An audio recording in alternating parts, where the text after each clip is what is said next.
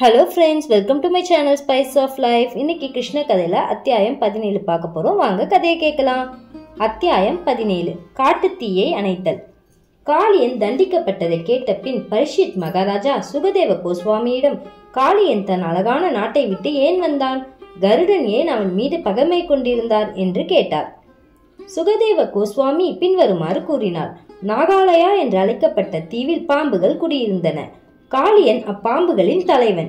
பாம்புகளை தின்னும் பழக்கமுடைய கருடன் இத்தீவுக்கு வந்து தன் விருப்பம் போல் பாம்புகளை சாப்பிட்டு வந்தார்.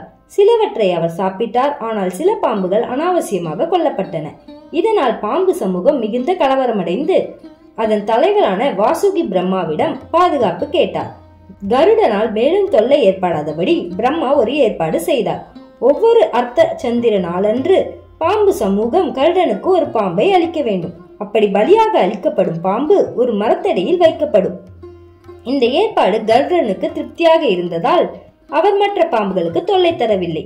ஆனால் நாளடைவில் காளியன் இந்நிலையை தனக்கு சாதகமாக பயன்படுத்தினான். அவனில் சேர்ந்திருந்த பெருமளவு விஷத்தினாலும் பலத்தினாலும் வீண் கர்வம் கொண்ட காளியன் கருடனுக்கு ஏன் பலி வழங்கப்பட வேண்டும் என்று எண்ணமிட்டான். பின்பு அவன் பலி கொடுப்பதை நிறுத்திவிட்டு கருடனுக்காக வைக்கப்பட்டிருந்த பாம்புகளை தானே தின்று வந்தான். விஷ்ணுவின் பெரும் பக்தரும் வாகனமுமான கருடன் இதை அறிந்ததும் மிகவும் கோபம் கொண்டு குற்றம் புரிந்த காளியனை கொல்வதற்காக அத்தீவுக்கு விரைந்தார். காளியன் கருடனுடன் போரிட துணிந்து தன் பல தலைகளாலும் விஷம் மிக்க பற்களாலும் அவரை தாக்கினான்.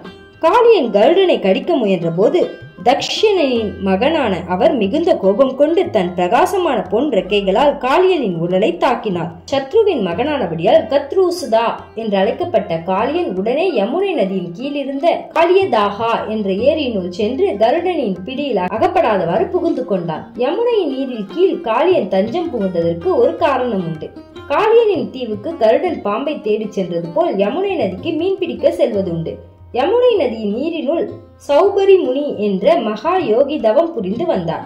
அவர் மீன்களிடம் மிகுந்த அனுதாபம் கொண்டிருந்தார். அவர் கருடனை அங்கு வந்து மீன்களுக்கு தொல்லை தர வேண்டாம் என்று கேட்டுக்கொண்டார். விஷ்ணுவின் வாகனமான கருடன் யாருடைய கட்டளைக்கும் கீழ்ப்படிய வேண்டியது அவசியமில்லை என்றாலும் அந்த மகா யோகியின் வேண்டுகோளை அவர் மறுக்க விரும்பவில்லை. எனவே அங்கேயே இருந்து பல மீன்களை உண்பதற்கு பதிலாக ஒவ்வொரு நாளும் மீன்களின் ஒரு தலைவனான பெரிய மீன்கள் பிடித்து செல்லப்படுவதை கண்டு மனம் வருந்திய சௌபரி முனி அவைகளை காப்பாற்ற எண்ணி கருடனை பின்வாருமாறு சபித்தார்.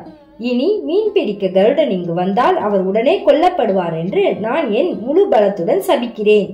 இந்த சாபம் காளியனுக்கு மட்டும் தெரிந்திருந்தது. எனவே கருடன் அந்த பகுதிக்கு வரமாட்டார் என்ற தைரியத்தில் காளியன் யமுனையில் இருந்த ஏரியை புகலிடமாக கொண்டான்.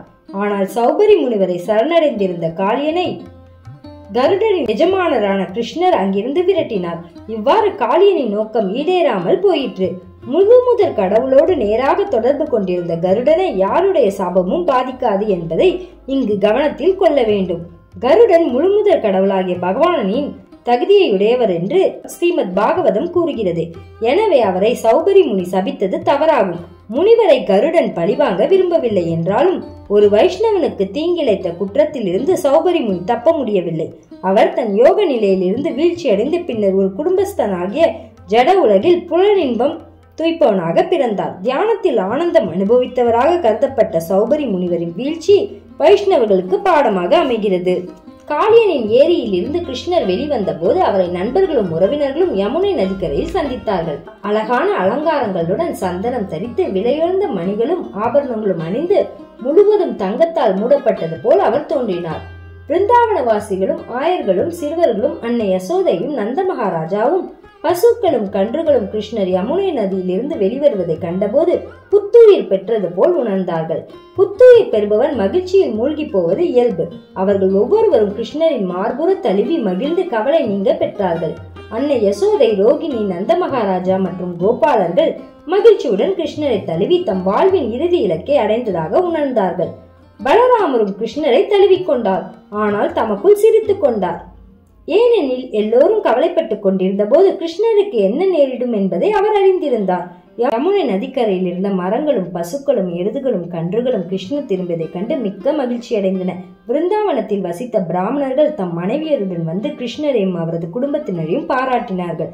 சமூகத்தின் ஆன்மீக குருமார்களாக கருதப்பட்ட அந்தணர்கள் கிருஷ்ணர் விடுபட்டதற்கு தம் மகிழ்ச்சியை தெரிவித்து அவரையும் அவரின் குடும்பத்தினரையும் ஆசீர்வதித்தார்கள். கிருஷ்ணரின் வருகையால் மகிழ்ச்சி அடைந்த நந்தர் பசுக்களையும் பொன்னையும் பிராமணர்களுக்கு தானமாக வழங்கினார்.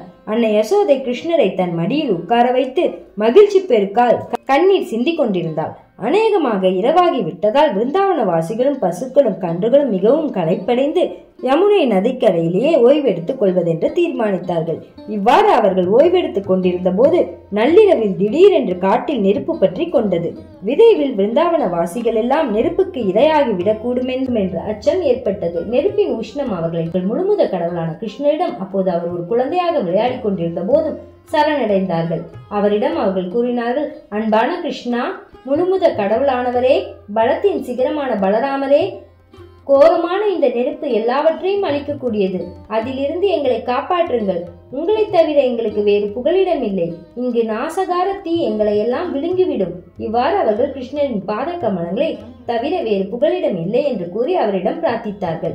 தம் ஊர்வாசிகளிடம் மிகுந்த கருணை கொண்ட கிருஷ்ணர் உடனே காட்டுத்தீ முழுவதையும் விழுங்கி அவர்களை காப்பாற்றினார். இது கிருஷ்ணரால் ஆகக்கூடாத காரியம் அல்ல.